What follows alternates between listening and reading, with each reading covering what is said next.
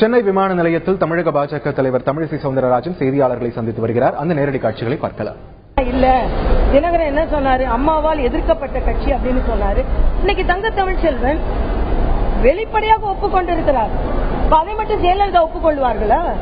ஜெயலலிதா உயிரோடு இருந்தால் திராவிட முன்னேற்ற கழகத்தோடு இவர்கள் இப்படிப்பட்ட ஒரு கூட்டணி அமைத்துக் கொள்வதற்கு ஒப்புக்கொள்வார்களா? அப்போ மறைமுகமாக திமுகவும் தினகரனும் கூட்டணி அமைத்து அவர்கள் தமிழக அரசியலில் ஒரு செயலாற்றி கொண்டிருக்கிறார்கள் என்று நாங்கள் சொன்னது இன்று வெளிப்படையாக உண்மையாகிவிட்டது இல்லையா?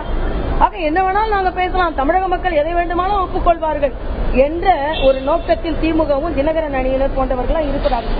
மக்கள் நன்றாக கவனித்துக் கொண்டிருக்கிறார்கள். நிச்சயமாக நல்லவர்களுக்கு வாக்களிக்க. ஏற்கனவே திமுக காங்கிரஸ் தோல்வி அடைந்த கூட்டணி 10 வருஷமா. இன்னைக்கு ராகுல் நான் அதை செய்வேன் இதை செய்வேன் சொல்றாரு. 70 வருஷத்தை ஏறக்குறைய 50 வருஷம் ஆண்டது காங்கிரஸ். 18 வருடங்கள் திமுக மத்திய அமைச்சரவையில இருந்திருக்கிறாங்க. இன்னைக்கு அந்தந்த ஊருக்கு போய் இங்க தண்ணி சரியில்லை, அது சரியில்லை, இது சரியில்லைன்னு ஸ்டாலின் சொல்றாரு. இந்த தமிழ்நாட்டோட துணை முதலமைச்சரா இருந்திருக்கீங்க, அப்பயும் இதெல்லாம் சரி செய்யல.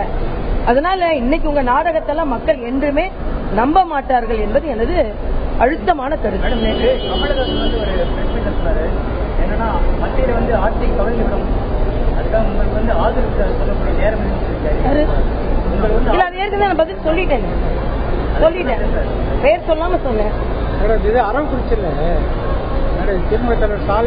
ஏன்னா இன்னைக்கு கெஜ்ரிவால் பாருங்க, இன்னைக்கு பிரகாஷ் ராஜ் அவருக்கு ஆதரவு கொடுத்தார். தமிழ்நாட்டில இருந்து நடிச்சுட்டு போனவர் தான் கெஜ்ரிவால். இன்னைக்கு மன்னிப்பு கேட்டு இருக்கிறார்.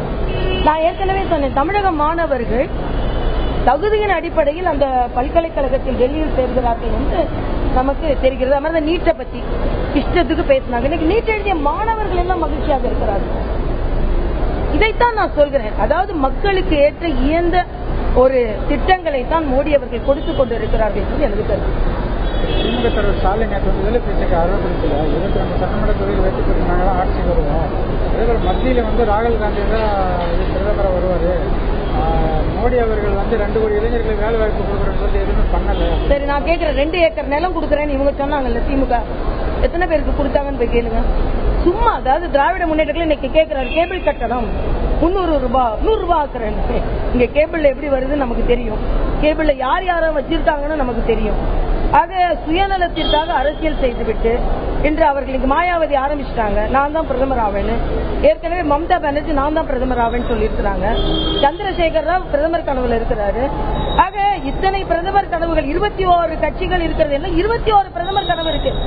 அதனாலதான் மோடி தான் தகுதியான பிரதமர், எந்த குழப்பமும் இல்லாம. இன்னைக்கு தேர்தல் கடைசி. சென்னை விமான நிலையத்தில் செய்தியாளர்களை சந்தித்த பாஜக தமிழக தலைவர் தமிழிசை சவுந்தரராஜன் எதிர்க்கட்சிகளை கடுமையாக விமர்சித்தார். முக்கியமாக அமமுகவுக்கும் திமுகவுக்கும் இடையே உறவு இருப்பதாக தாங்கள் இத்தனை நாட்கள் சொல்லி வந்தது தற்போது நிரூபணமாகி வருவதாகவும் அவர் தெரிவித்தார். அந்த நேரடி காட்சிகளை நாம் பார்த்தோம்.